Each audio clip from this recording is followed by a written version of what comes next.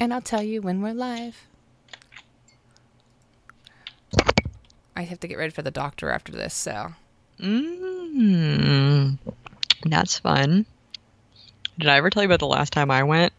We could be live, so do you want to tell everybody? No. Didn't think so.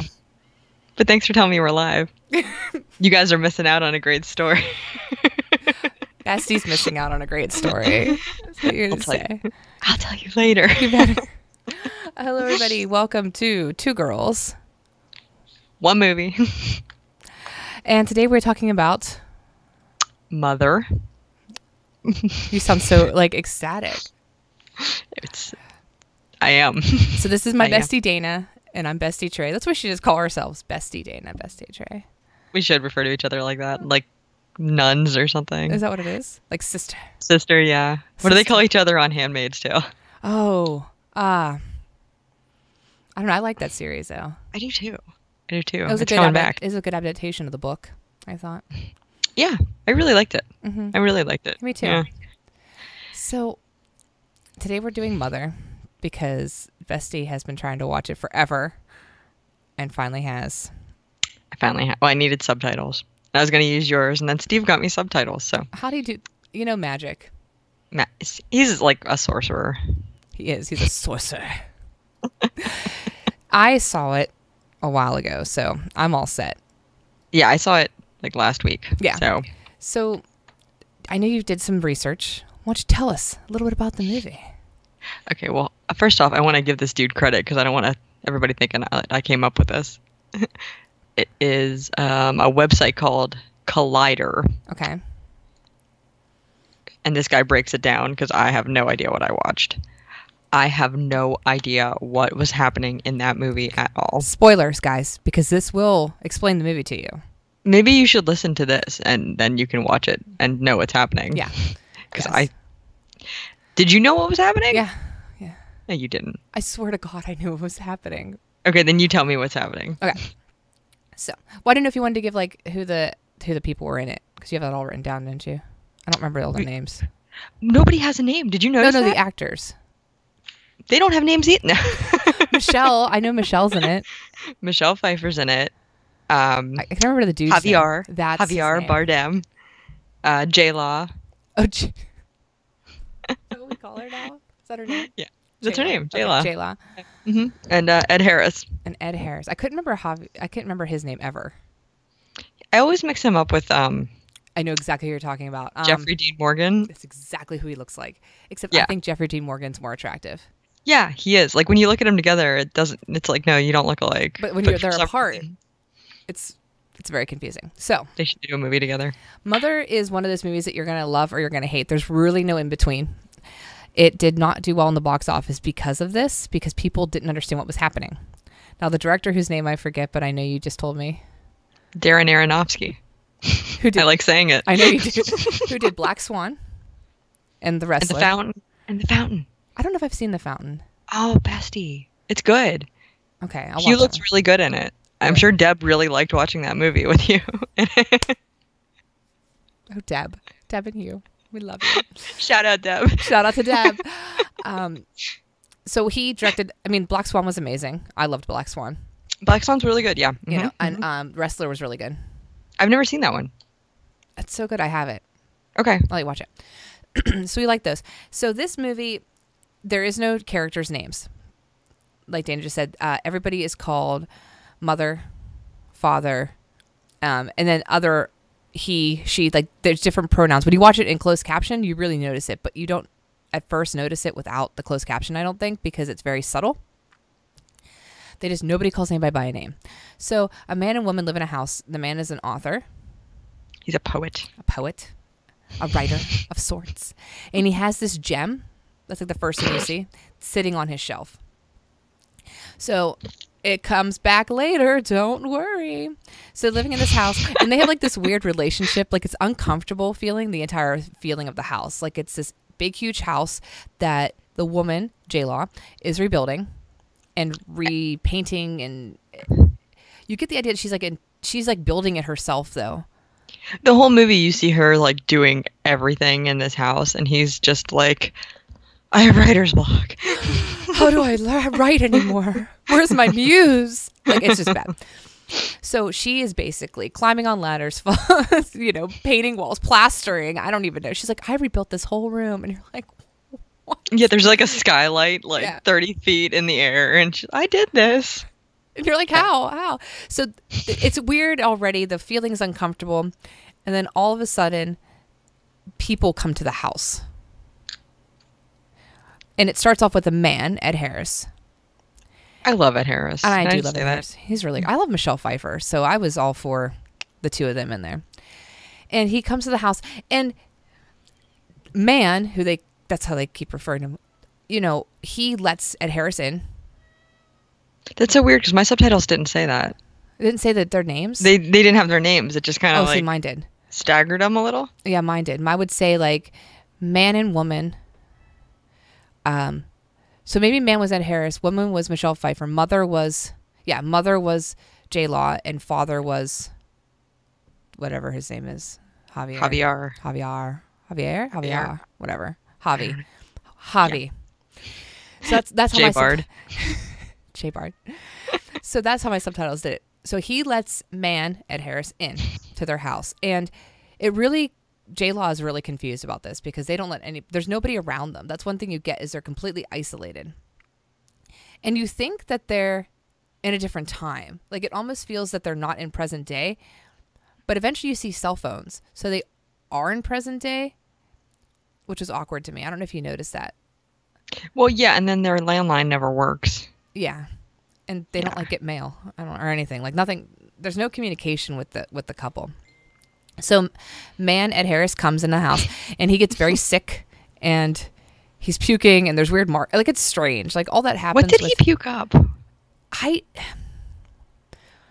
When I was watching the movie, I thought he was like dying of something. Initially, when I was watching that scene, I thought that Javi was more or less a vampire kind of creature. Do you know what I mean? Like okay. That's what I thought. It is not true, but that's what I thought when I was watching the movie because you're really to this point do not know what's going on. I still don't know what's going on. No, and you think that he dies in the night because J-Law like sees all this and there's like marks in his side. Like J-Law sees Ed Harris, and we just probably should use the actors' names because man, woman, mother, father. Yeah. So you think he's kind of dead. He shows up in the morning. Ed Harris is all like, "Hey, I had a wonderful night's sleep. What's up?" Yeah, he's like hiking around the yard. Yeah, he's hiking. He's smoking in her house, which she is very, very against smoking in her house, which is important to note. Very, very against it. She even like throws his lighter behind the nightstand because she's like trying to sabotage him. I find that she's very passive aggressive, and I could relate. Yeah, Just saying. I could relate a lot. So he then all of a sudden his wife shows up. They call her woman, Michelle Pfeiffer, who is absolutely amazing looking, I love her. gorgeous. God, she's Love her. gorgeous. She hasn't changed. Yeah, she looks great. How old is she? Is she older than Deb? I think she's older than Deb. Deb, you have let yourself go for Hugh. We are unhappy. Shout out to you, Just Deb. looking out for Hugh. Just looking out for Hugh. Okay.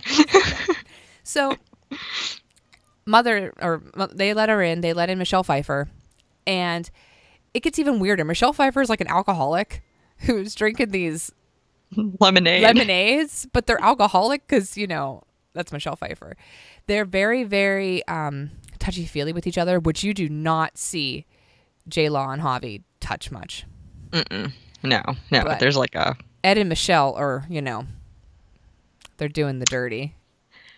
Yeah. In the house that J-Law built, which is, one of the main things they keep talking about, especially whenever Michelle Pfeiffer shows up, is that Michelle Pfeiffer keeps watching her build in the house, keeps watching her make things. She makes her own paint, which I thought was, I don't know how she was like mixing her own colors and then plastering things. I don't know. She's freaking Pinterest is what this woman is incarnate.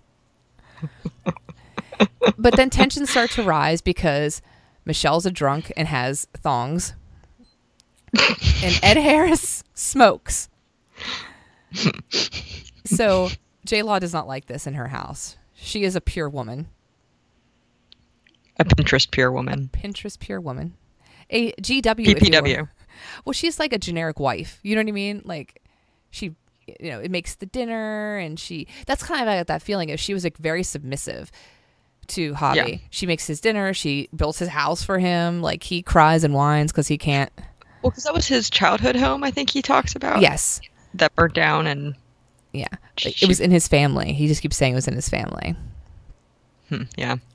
And Weird. it gets weirder because Ed Harris has pictures of him in his suitcase, and he's a real big fan because, he was a poet, real big fan of this poet. So you're getting that he's famous, like cult famous. Yeah. Think of like Tim Curry famous, right? Like that's how I got the feeling. Like Tim Curry's cult famous, Yeah. That's how that's how I would describe, Javi's fame. But he hasn't written in a long time, and I get the feeling he's only written one thing. Yeah. Yeah, he's a one-hit wonder. It's one-hit wonder, Javi. So, there's the thong, and there's the drinking, and there's the smoking, and then there's the sex, which shouldn't happen. And J-Law wants them out, wants them out of the house. Well, because they broke his magic stone. Well, she wants them out before that. Like, she is not having the thong. She's not. No. Well, it was yellow, right? Like she threw it behind the dryer. Well, it was so weird because they just show up and she has all this laundry. It's like where. Just all this laundry, but Javi just lets them in. It's like you guys can stay as long as you want. Yeah. And poor J-Law is like, I'm not a people person. So and he totally spins it on her. She's like, "Why wouldn't you ask me?" And he's like, "There's nothing wrong with it. They need somewhere to stay." It just came out of nowhere. And she's just like, "I'm sorry, but I'll fix them dinner and breakfast, and here's a smorgasbord. I'll hand wash your thong." I'll hand wash your thong." And then she throws it behind the dryer, which was so funny to me. She, like I said, she's like my kind of passive aggressive. She's just like, She's really into throwing things. She just hides shit. Like she's like a cat, So they break the crystal, which Javi is not a fan of either. No, that really pisses him off. And he the crystal's in his office, and he ends up closing it off and boarding it up. Yeah. And after he smashes it in his hands and he's bleeding all over the place. Crushes it, and then he bleeds everywhere. But he closes it up, and J-Law tells him you have to leave. Well, she walks in on them kind of, I think they were having sex when she walks in on them. So they break a crystal, then they go have sex. It's kind of like, that's how you do things. Yeah, in that order. And she tells him to leave. Well, and she told him to leave before that. Yeah, and they're just she goes to check on him. They're doing it. They're doing the deed.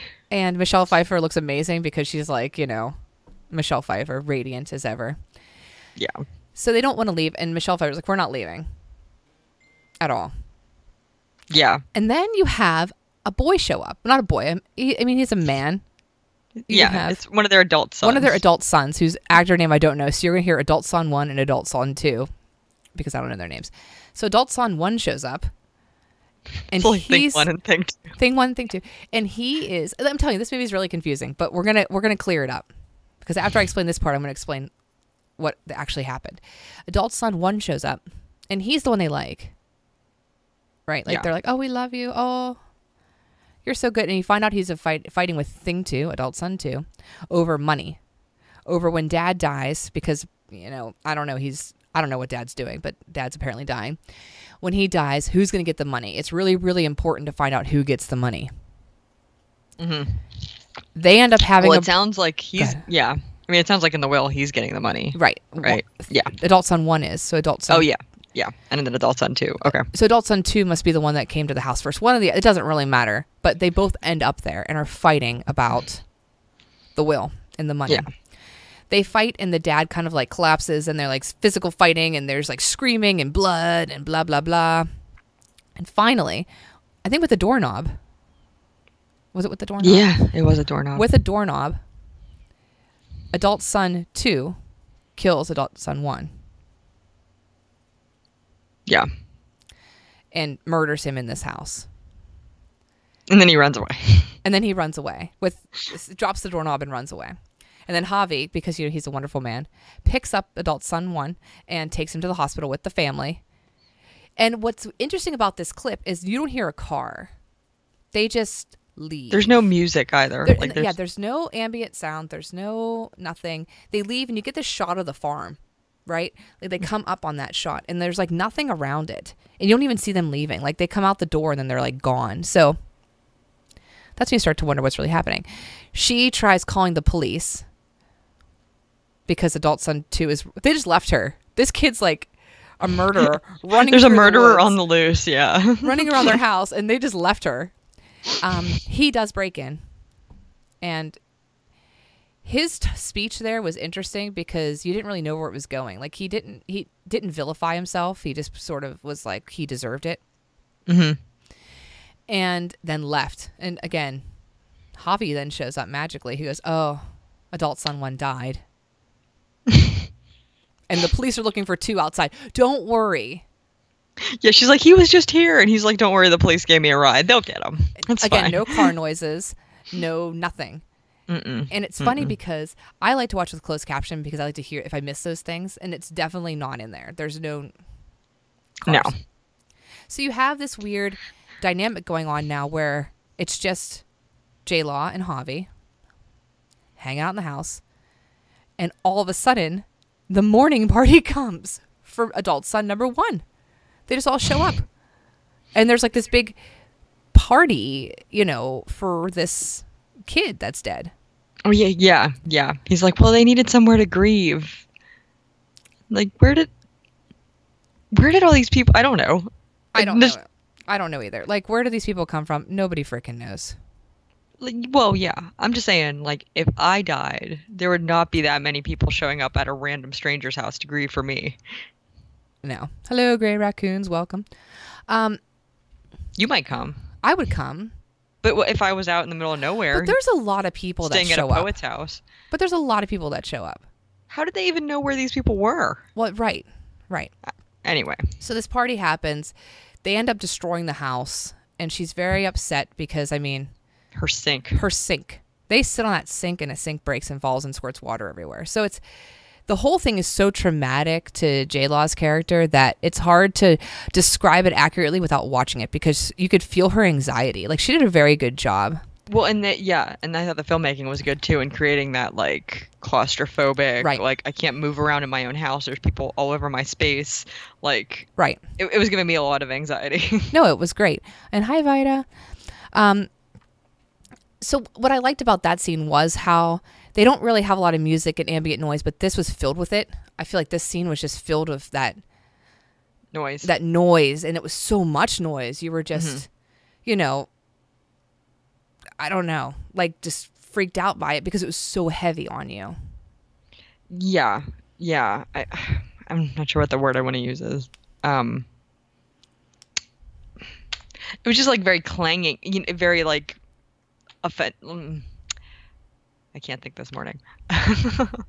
It was stressful, basically. Yeah, and they did a great job at it. Yeah. So that's all well and good. They leave, and then, but I think like most of the party leaves, but the Ed Harris and Michelle Pfeiffer don't. Like, here's where the movie starts kind of going crazy because a lot of people start coming in and out of the house. Like, there's, I think they all leave though. They all leave, but then there's that's when all the people start arriving at the house. Like, he gets that inspiration. He writes a story. Well, yeah, because then they have that like, you never want to have sex anymore, and he's like, oh, we'll have sex, and then he wakes up and goes, you're pregnant. Yeah. That's really strange to me. Like, I don't get that. So they have sex. The only time they even are closely intimate in the whole entire movie. Like, and it was violent. It was. Like, she didn't want it at first. Because first I'm like, this is going to be kind of rapey, but then it didn't. It wasn't really rapey. She kind of gave in. It was a weird scene. Like I said, their interactions are very awkward the whole time. It was uncomfortable. The whole movie, you just feel uncomfortable. And it's like she's very submissive to him, and maybe she loves him. Yeah. But I don't know. It was a weird scene. So they wake up, and lo and behold, she's pregnant with their child. And he decides to write. That's when he decides to write. I think he's like walking around the house naked for a bit or something. I don't know. Yeah. But I don't know. That's one of the things that really bothered me because it's like he's always like taking away her big moments. Yeah. You know, she's like, oh, I'm pregnant. He's like, oh, you know what? Suddenly I think I'm ready to write. I think I can write this now. So he does, and he writes this apparently masterpiece thing. Well, and then but then as soon as he finishes it, that publicist calls. Well, right before he finishes it, this is when she first feels the baby move. Yeah. And she tells him that, and he's like, well, guess what? I finished my book. Like, yeah. Like he's always stealing her thunder. He is. No, he really, really is. The publicist called. They, The phone worked. The phone worked. It only seems to receive calls, can't make any, which, you know, is weird. Then that's whenever, you know. Good call. He ends up, like, saying he's selling this poem. Right? It's like, it's a poem, I want to say, but it's like really long, and it's written on like some parchment. I don't know. It's like an epic poem, like Milton or something. Yeah. So they sell it, and then that's whenever the house becomes a madhouse. And the degeneration of what's happening from this point to the end of the movie is very jarring. That's the word I wanted to say earlier. Jarring. The whole rest of the movie is jarring. It's uncomfortable. Like, she makes him a big dinner. Because that's what she does. Because she cooks. And he ends up just, you know, getting, like, people start breaking in the house. The publicist is there. There's fans outside fawning over him. There's pictures of him everywhere. And it starts escalating towards these people breaking in the house. They're attacking other people. His publicist comes. Like, it's, the whole, I would say, last half hour is very intense. But people are also, like, worshiping him and trying to take his stuff to have it. And like, they were stealing things, and she was like fighting them off. Like, J-Law was trying to fight. I mean, that's her house, you know. So I mean, that's how it, you know, they keep stealing her stuff, and it's fine. But J-Law does not do well, and she starts breaking down. And she's like 9 months pregnant at this point. Right, which is weird because there's a weird passage of time. Mm-hmm. They don't address the time. You don't know how long it's been. It feels like it's been maybe a minute, but she goes from the day after they had sex to 9 months pregnant. Right. Yeah. Pretty instantly. And eventually, like, SWAT members come in. They're I mean, the ending of the movie is so hard to even describe. Yeah. Yeah. A lot of people are getting, like, murdered and... Yeah, the SWAT team shows up. And then eventually, like, they beat her up. No, that's later. They try to beat her, and then they put he takes her to a room. That's right. Okay. Where she has the baby, and she doesn't want to leave. So after, like, the mass hysteria that is, I don't know, a good 20-minute scene, and much is intense. They're in a room. She has the baby, and she will not let him hold the baby. Well, because she knows he wants to show everybody. Yeah, and she doesn't want to do that. But eventually, she does fall asleep. He takes the baby out and shows everybody and, like, starts to pass it through the crowd. Yeah, the baby's like crowd surfing. The newborn. You know how it's going to end. It does end that way. That was not good. It was not a good scene. It was very uncomfortable to watch. Then they eat it. Then they eat the baby. The crowd does, and it's weird. And that is not funny. Why? It's not funny, but how the whole movie progresses, it's like, what? They eat the baby. Yeah. So they eat the baby. And she has, like, a moment of freak out because she's J-Law and she freaks out. Because they ate her baby. Because they ate her baby.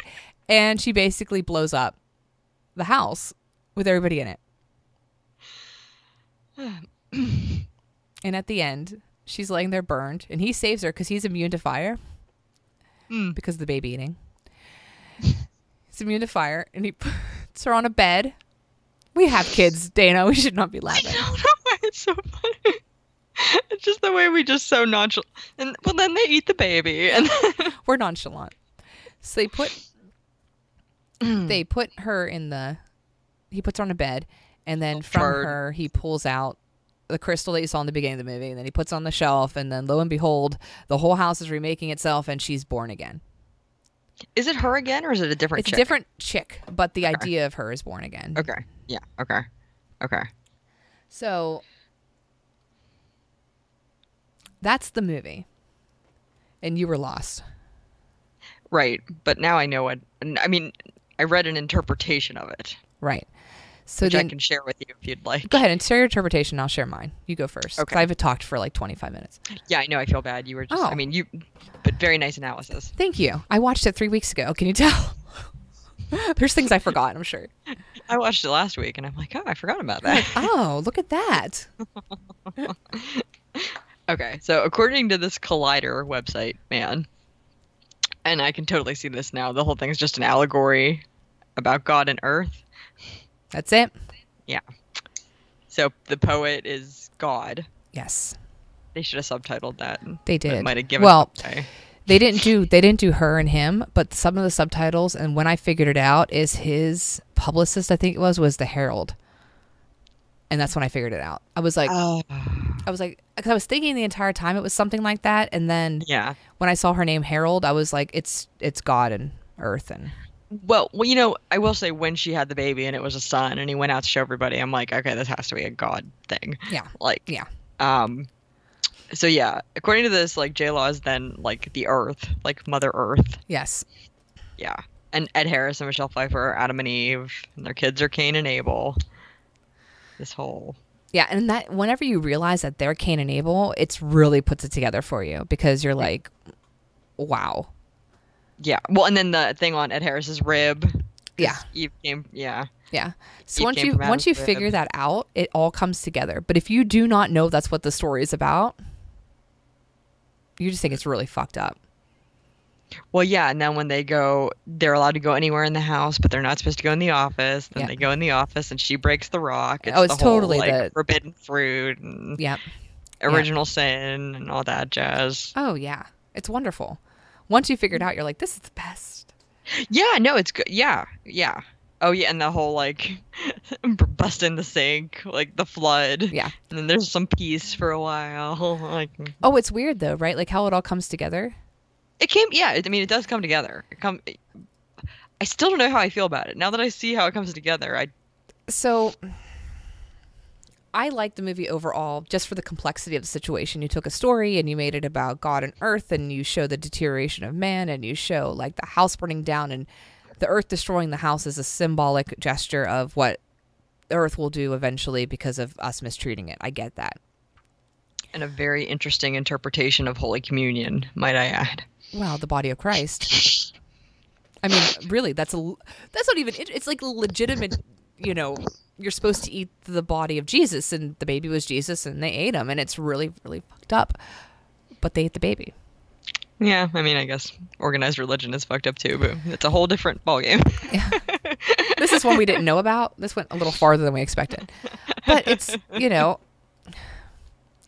I think that it was interesting in the fact that it took a while to figure out, and once you figured out, you could piece it together. And the fact I didn't like is that I do not like movies that are based around what we are doing wrong as humans, because I don't know, I'm wrong, I'm horrible, but that sort of genre turns me away. Well, yeah, because, you know, everybody who made, like, Darren Aronofsky is a human. Yes. So, you know, you can't pretend that you're doing everything right. You can't. Yourself. So, you know, I'm just like, I don't know. I liked it. I liked the metaphors it drew. Yeah, I did too. But it was just, it felt so heavy-handed and so intense. Yeah. I do agree with you about that genre. Like, something about it is just... I don't like that genre. I don't like natural disaster dramas. I don't like them. Like, I don't know. I just think it seems... I don't like flood.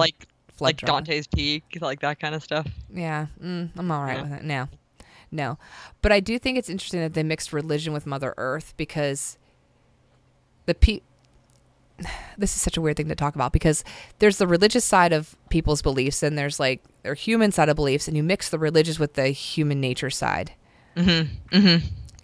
And how they did it made sense, and you could see it, but it was such a strong call out to taking care of the planet that I think it was almost too heavy when you figure it out. Yeah.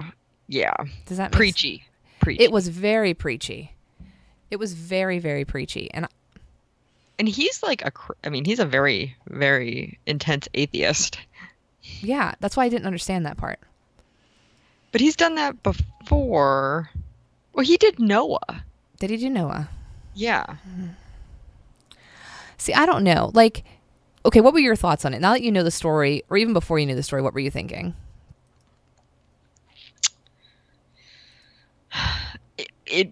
I found it very bothersome. Mm-hmm. Like it disturbed me. Right. Like it left me feeling like ick. The whole, even before they ate the baby. Yeah. Yeah. Like just the whole, and I couldn't. Now, the thing I was kind of thinking, and I guess this is another theory out there too, that it's more because he was dating J-Law At the time? at the time. Javi or the director? The director. The director. And he's pretty much the same age gap as Javi and her. That's really uncomfortable.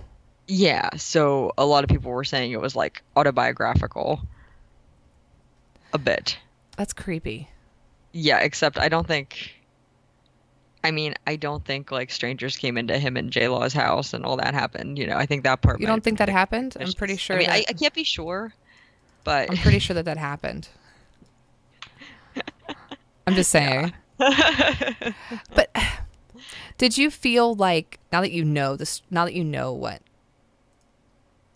it's apparently about, do you feel like that changes your viewpoint on the movie? Because to me it did.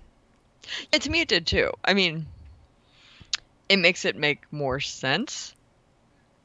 Right. But I still don't feel like it pulls it all together completely. Right. Now, I mean, because there are gaps, because you know the Bible, I know the Bible, and there's weird gaps. That's true. There are a lot of gaps in the Bible. And there were gaps, like, what the heck was with that, like, stuff she was drinking? See, that I didn't understand, and then I think I read about it. Oh, what did I read? The yellow tonic that she was drinking. Mm-hmm. Oh, boy. Let me Google. I read something about that because I was very, very confused. Because, yeah, I thought he was maybe drugging her. That's what I thought, too. Because I thought, like, the way things were so strange in that house and she was so, like, calm and, like, I just thought, oh, maybe he's keeping her drugged and it's... Yeah, no, I read about that, the yellow powder. And then when she got pregnant, she flushed it all. Right. Let's see here. A special yellow drink by unmarked yellow powder into a glass of water and her hallucinations cease. It's her magic potion. Blah, blah, blah. Anti-anxiety medication. The yellow wallpaper. That's a good one. Mother is garnered by a lot of comparisons to the yellow wallpaper, a Charlotte Perkin Gilman's classic 1892 short story about postpartum depression and women. Did you read it? No. Bestie, you have to read it. It's great. Is it really? Oh my God, I used to teach it. It's so good. It's so good. It's short. Like, just Google it. It's really good. Okay, I'll read it. Everybody, read the yellow wallpaper. It's fantastic. Read the yellow wallpaper. So they're thinking it could be like anti-anxiety medication, but that doesn't really fit. I mean, in a nutshell, the yellow wallpaper is this woman has a baby. She's having some issues. The husband takes her to a quote unquote house in the countryside so she can feel better. Okay. And she's kept in this house, and he goes back to living his life and checks in on her, see if she's okay. And she keeps getting kind of worse and keeps starting to see a lot of hallucinations in the wallpaper of women like trapped behind bars. Right. I mean, it's this whole like the way any women mental health issues were treated at the turn of the century, I think. Wow. Yeah, it's good. It's great. It's so good. A lot of people are saying it's to the yellow wallpaper. Huh. Yeah, but she's in like an institution, but she doesn't know. So she'll be like, "Oh, there's some really cool like equipment in here. It must be for children to do gymnastics." Think about that though. That makes sense. Chains on the wall, like that makes sense because the yellow potion is keeping her from realizing that she is trapped as Mother Earth inside this world of God. Right. It's like calming her down because she has the hallucinations, right? That's what they're calling them. And then she like has her fits, and then she drinks her tonic. And then she's fine. So it's almost like it's. I get that where it's saying that now, where she doesn't realize it's something keeping her in this world, this illusion. Because once the illusion breaks, once they eat the baby, and once the house explodes, I'm such a terrible person. It's not funny. Not. But once they do that and the house explodes, the illusion's broken and she dies and she crumbles and everything's ruined. And then, but the tonic sort of keeps her in check and placid. I wonder why she didn't take it when all the people were in her house. I think that just pushed her over the edge of... It might have just been too much. Yeah, I don't know if I would let that help me. Because she was just so anxiety-driven at that point. Yeah. Yeah. I found an interesting write-up, and people are like, is this an allegory of Genesis? Well, it's an allegory of the entire Bible, but, just... Well, it does. It starts off in the Old Testament, and then it kind of moves into New Testament. Yeah, I think it's interesting. But what I also thought was interesting is that, I don't know, I initially thought when I figured out it was all religion-based, I initially thought that Javi was Jesus. And I kept saying to Drew, this doesn't make sense. He can't be Jesus. It doesn't make sense. Then I was like, but he can't be God because that doesn't make sense either. So they played along on it a little bit because some of the stuff, I get that the son born was Jesus, but they introduced that, she's mother and she's earth, but she technically is Mary Magdalene because she, is a prostitute. Well, no, I'm not Mary Magdalene. Whatever, the other Mary, the Mary that had Jesus. She's technically that Mary. What is her? Virgin Mary. Virgin Mary. But she has a last name. That's not her title. Her title isn't the Virgin Mary. Yeah, it is. What's her last name? She has a last name. Mary does not have a last name. She does not have. I don't think anybody. What's Jesus' last name? Smith. Duh. Mr. Christ. I don't think anyone had last names then. Mary Magdalene did. That's where she was from. But that's what they called them. They called them by their where they're from, like Galilee and all them. Which one is hers? I'm telling you, I got taught this in school, at Bible school. I went to Catholic school for 8 years. Yeah, I'm not Mary Catholic. does not have a last Telling name. you, Mary got called something else. They call her the Virgin Mary. Well, titles for Mary. We're looking her up. God, she has like 75,000 names. Yeah, like Our Lady of... Pronounce it. It's right here. Our Lady of... Guadalupe? There it is. There's a good one. Mary of Culpus, Mary Salome. God, why? Can't you just call her? Well, then there's places where she shows up. Right. So then they got to call her by that. Whatever. So that's where I got confused, though, because I thought they were making her Mary. And I was like, that doesn't make sense. I mean, they played with the religion of it, but... Yeah, no, that wouldn't. But kind of. I mean, if the... Right. But if he's God... That's why I had that problem. I said, if he's God, then she has to be Mary. Right. Well, and it makes sense that he's a poet and he's God. Like, Milton. Do you ever read any Milton? Like Paradise Lost? Yeah. Yeah, so he calls God as, like, the author. Right. Of all good, and Satan's the author of all evil. Right. Like, so... We didn't get to see Satan, though. That made me a little sad. Mm-hmm. Yeah. But they do a very good job sort of making it that you almost felt like she was like an abused woman sort of situation. Mm-hmm. Yeah. Well, yeah. And like that with her kind of being... I mean, I guess she kind of was drugged in a way, so that makes sense.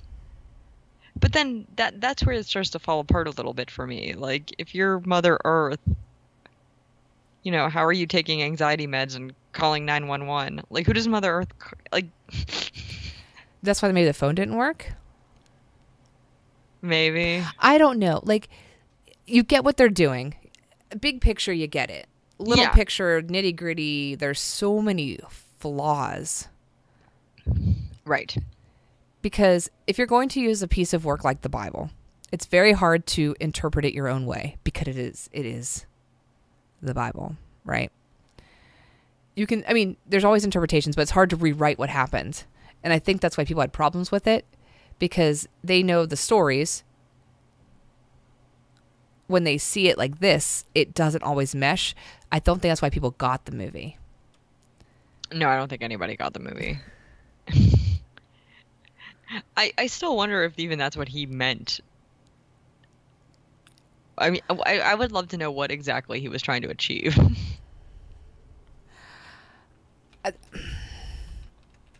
I don't know. Like, that's the problem. And you said he's atheist. Mm-hmm. So he used to date Rachel Weisz. That has nothing to do with anything. Just fun fact. that's a really fun fact. Mm-hmm. He's like jumps around to actresses. Well, she was in The Fountain. He has a Yeah. thing for people in his movies. That's weird. I don't know. I liked it, but when you nitty gritty it, it's hard. I don't feel like we did like it. Like when we talked about The Shape of Water, we were like, then this happened, then Yeah. this happened, and I had some trouble with this, and we're both just like, well, I mean, I liked it, Yeah. maybe, you know. But this one, like, I remember your text message like right after was like, I just watched Mother. I don't know what the hell happened. And I was like, well, Well, because I'm like, it was a treadmill movie. I'm like, I'll just, take a relaxing jog and watch this movie, and I'm just like, that was not a treadmill movie. no, it's not a treadmill movie. No. Uh-uh. No. No. I thought it was fantastic in the way that it was done. How about that? I thought it was fantastic that it took a storyline from the Bible and made it into this movie where you thought, number one, you thought there was some abusive relationship going on, some subservient issues going on. It first seemed like it was in the 1800s. Like, it was such a weird movie. Yeah. But I don't think I like it as much knowing what happened. Does that make sense? Yeah. It just doesn't. I see what he did. I see what worked about it, but I think like you were talking about earlier, like meshing the religious with the nature. Like the idea of Gaia, like it's Yeah, it just didn't. It didn't mesh. It was almost like you should have done a movie about nature and the environment, or you should have done a movie about allegory.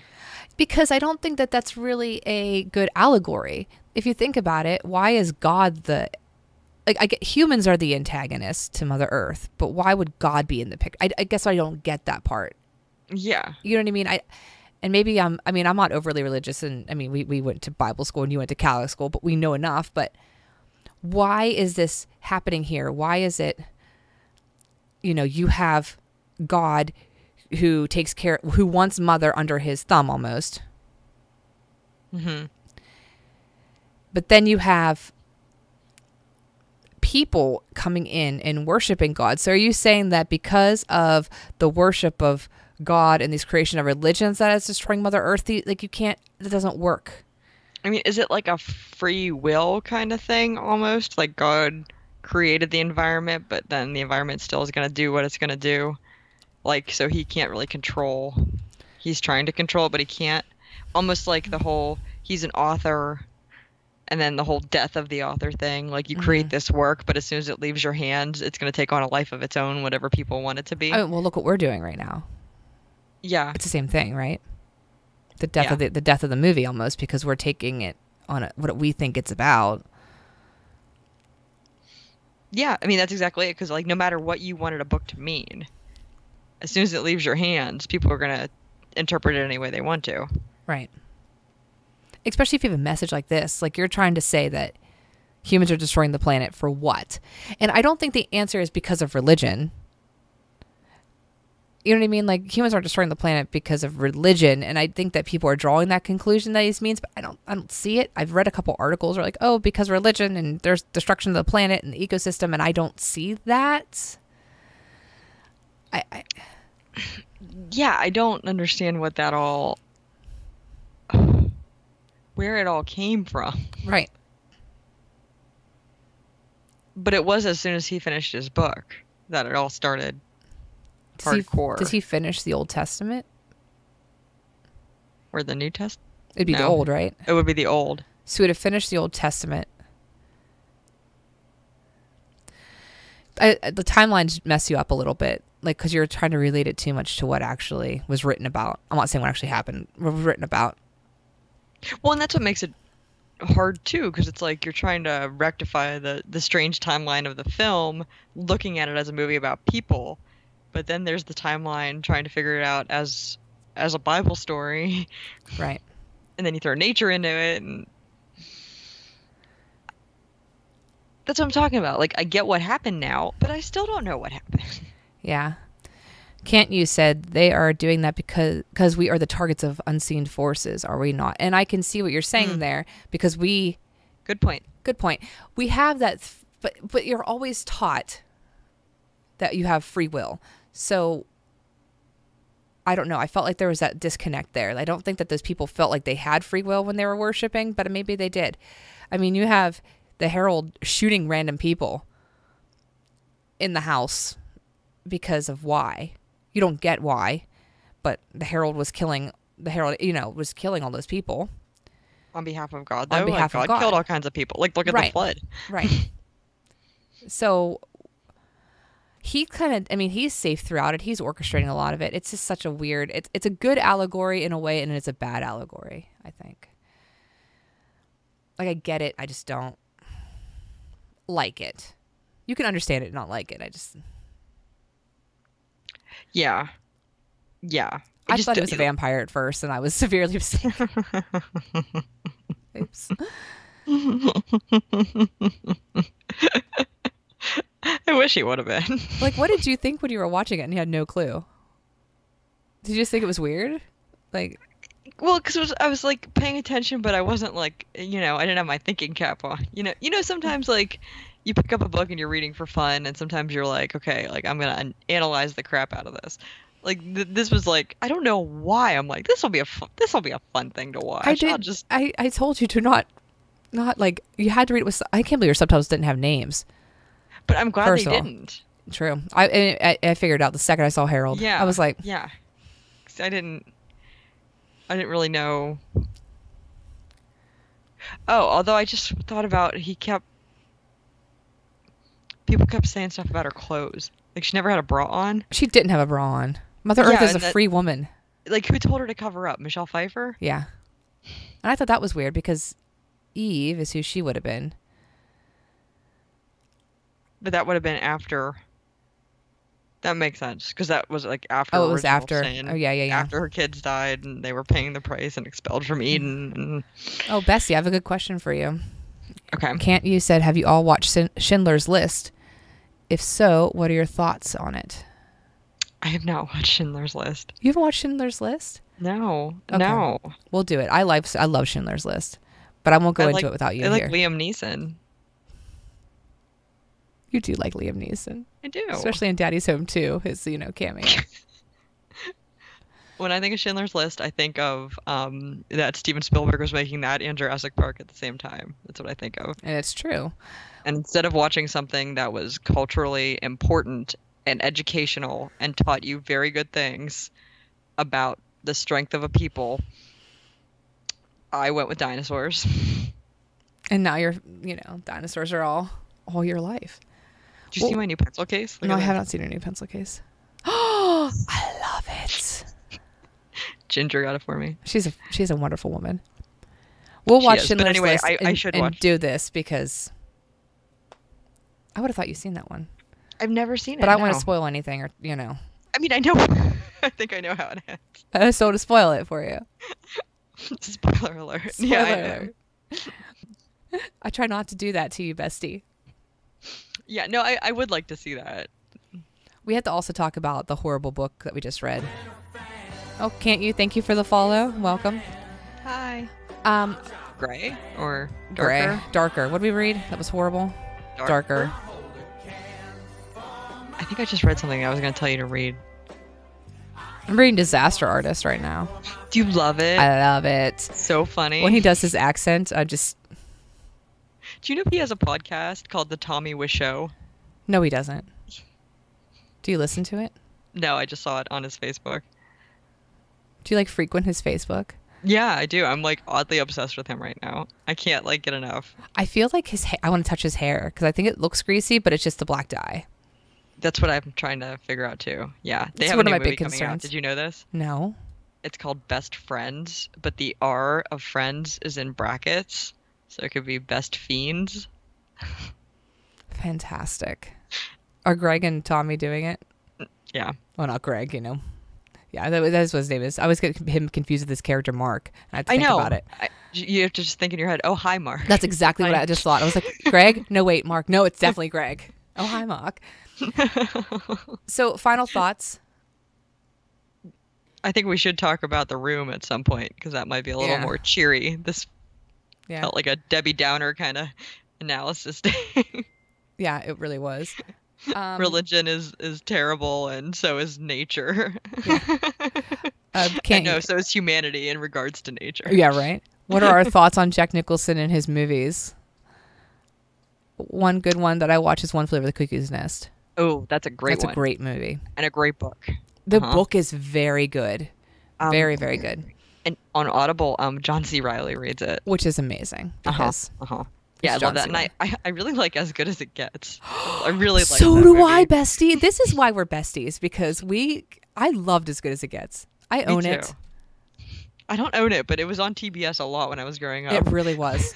It really was. And I bought the DVD. And why I was allowed to buy that, like the themes in that movie are not very kid appropriate. No. Mm-hmm. That's okay. That's okay. I adore Jack Nicholson. I think he's great.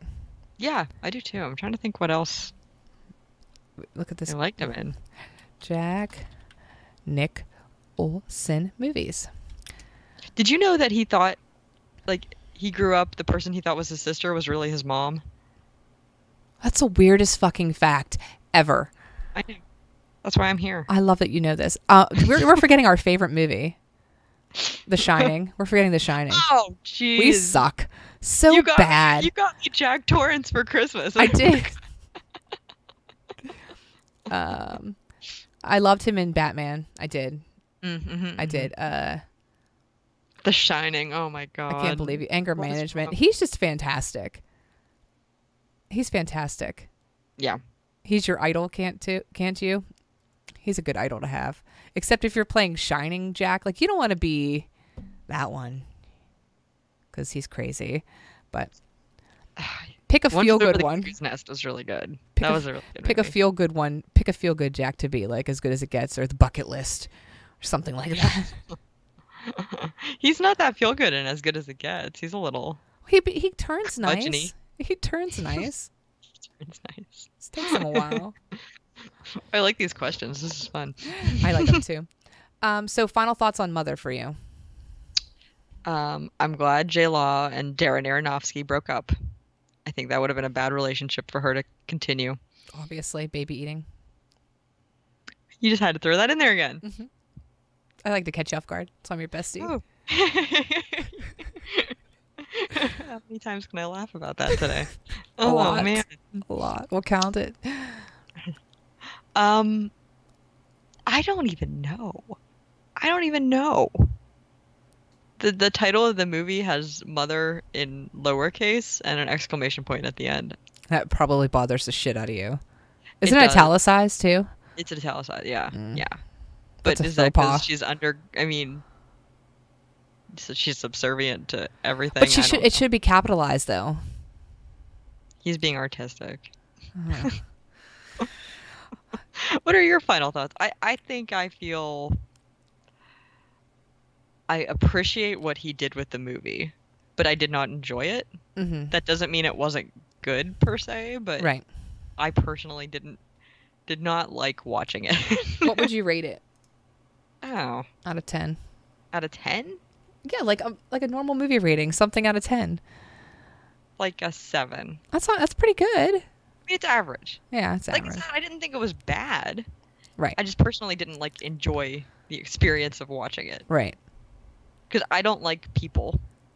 That And was a I really don't- hard scene. It was very jarring. It was very uncomfortable. Mhm.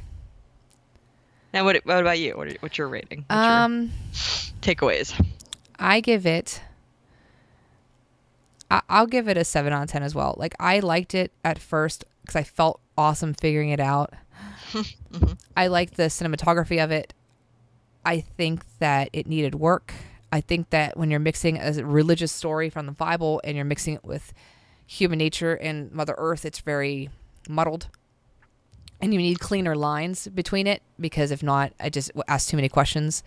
There's too many holes, and people just don't enjoy it. People don't like plot holes. That's true. And that is true. And I do agree, like, a lot of the scenes were jarring and uncomfortable. The baby eating scene, even though we laugh now, is very uncomfortable. And that's probably why we laugh now. Like, it's really upsetting. It was terrible. It was terrible. really upsetting.